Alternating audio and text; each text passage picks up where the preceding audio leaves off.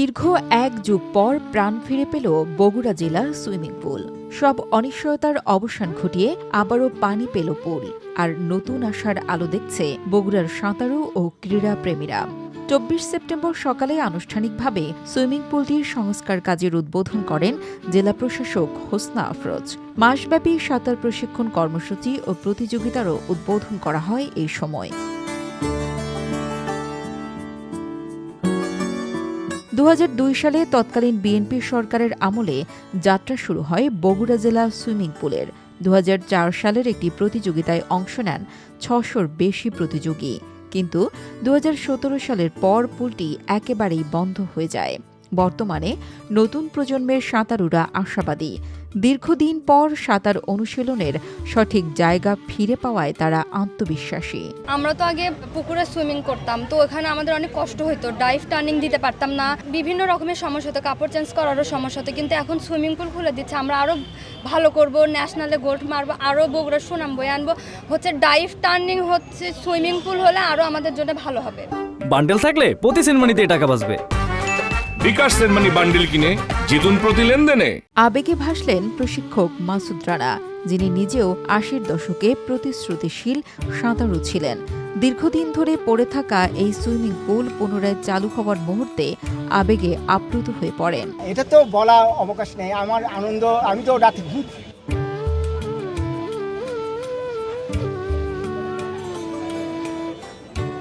ঘুমোতে পারিনি, আমার খুব ভালো। এটা আমার স্বপ্ন।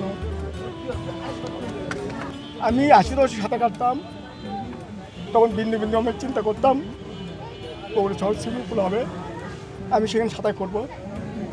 তারপর অনেক কষ্ট করে আমি গোল পাইছিলাম, আমারও একাধিক গোল ছিল, কিন্তু আন্তর্জাতিকভাবে আমি খেলে হতে পারিনি শুধুমাত্র সুইমিং পুল কারণে।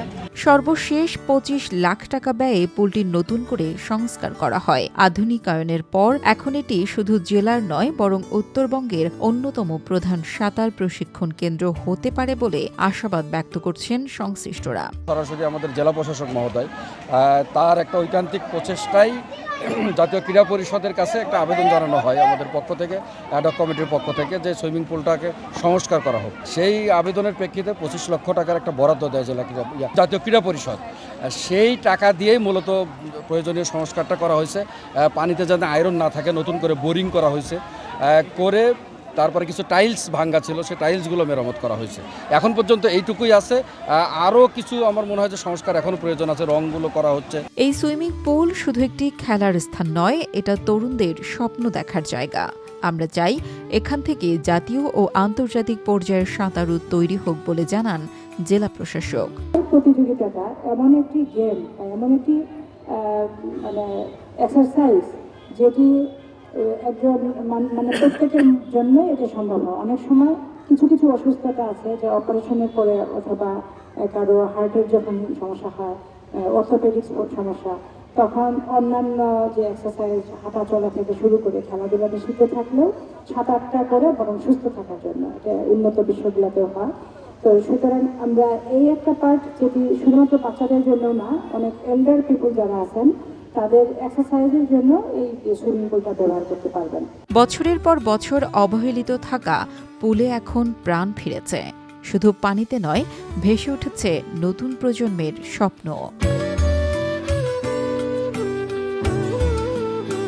মোহাম্মদ তহমিদুর রহমানের পাঠানো তথ্য ও ভিডিও চিত্রে ডেস্ক রিপোর্ট, কালের কণ্ঠ।